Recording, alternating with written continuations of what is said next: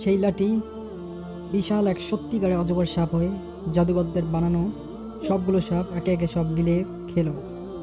এই ঐশ্বরিক জীবন্ত এই দৃশ্য দেখে জাদুকররা বুঝতে পারল, সাথে সাথে তারা বুঝতে পারল মুসা আলাইহিস সালাম আল্লাহর নির্দেশে সেই লাঠিটা মাঠে নিক্ষেপ করলেন এবং জাদুকরদের বানানো কিলবিল কিলবিল করার সবগুলো একে একে একটা একটা করে গিলে খেলেন। এই দৃশ্য দেখে জাদুকররা বুঝতে পারল যে এটা কোনো মানুষের জাদুর সাপ নয়, এটা স্বয়ং আল্লাহর স্রষ্টার নিদর্শন। আর দেরি না করে তারা একসঙ্গে মাটিতে সিজদা করলো এবং বলল, আমরা হারুন ও মুসা নবী আলাইহিস সালামের আল্লাহর প্রতি ঈমান আনলাম। নিজের পায়ের ফাঁদে ফিরআউন হেরে গেল এবং সে অত্যাচারী এবং রাগ হয়ে গেল। সে বনী ইসরায়েলদের উপর আরও অত্যাচার বাড়িয়ে দিল এবং আল্লাহর হুকুমে তার অবাধ্য বান্দাদের উপর নেমে এসলো এক ভয়ঙ্কর পরিণতি এবং বিষণ্ণ খরা, পানি নেই এবং পণ্যপালের পোকার আক্রমণ, তারপরে ব্যাঙের মহামারী এবং সবশেষে নীল নদের পানি হয়ে গেল লাল রক্তের মতো। প্রতিবার গজবে পড়ে তারা মুসা নবী আলাইহিস সালামের কাছে আসতো এবং তারা বলতো, আমরা ঈমান আনব। আবার গজব উঠে গেলে আবার তারা আগের মতন হয়ে যেত এবং এক রাতে আল্লাহ মুসা নবী আলাইহিস সালামকে হুকুম দিলেন যে বনী ইসরায়েলদের নিয়ে রাতে মিশর ত্যাগ করো।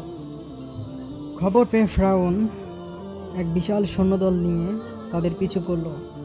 এক পর্যায়ে সামনে লোহিত সাগর এসে পড়ল এবং সামনে ধেয়ে যাচ্ছে পানির শোষা এবং শব্দ এবং পিছনে ফিরআউনের সৈন্যদল। এখন তারা কি করবে? এখন যেন যাওয়ার আর কোনো পথ নেই। যখন বনী ইসরায়েল জাতি ভয়ে আতঙ্কিত হয়ে চিৎকার পাড়তে শুরু করলো, তখন মুসা আলাইহিস সালাম আল্লাহর উপর অটল বিশ্বাস রেখে তার লাঠি দিয়ে সাগরের পানিতে একটি আঘাত করলেন। সাথে সাথে উত্তাল সাগর দুই ভাগে ভাগ হয়ে গেল এবং তার মাঝখানে হয়ে গেল একটা শুকনো রাস্তা। দুই পাশে পানির স্রোত বিশাল পাহাড়ের মতন দাঁড়িয়ে রইল। বনী ইসরায়েলরা সেই পাহাড় দিয়ে নিরাপদে গেলেন, নদী দিয়ে। বনী ইসরায়েলরা সেই সাগর দিয়ে নিরাপদে পাড়ি হলেন এবং ফিরআউনের সৈন্যদলরা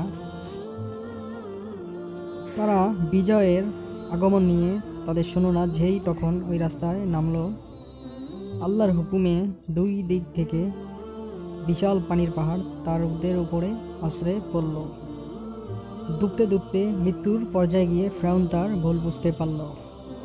সে চিৎকার করে ঈমান আনার চেষ্টা করেছিল এবং এনেছিল, কিন্তু তখন বড্ড দেরি হয়ে গেছিল। মৃত্যুর ফেরেশতাকে দেখার পর ঈমান আর কবুল হয় না। আল্লাহ তার দেহকে এক পৃথিবীর মানুষের দেখার জন্য নিদর্শন হিসাবে রেখে দিয়েছিলেন, যা আজও সংরক্ষিত আছে। তো আমাদের আলোর পথ ইসলামিক চ্যানেলটি সাবস্ক্রাইব করে সঙ্গেই থাকবেন। আজকে পর্ব শেষ, নেক্সট ভিডিওতে আমাদের চ্যানেলের সঙ্গেই থাকবেন। আল্লাহ হাফেজ।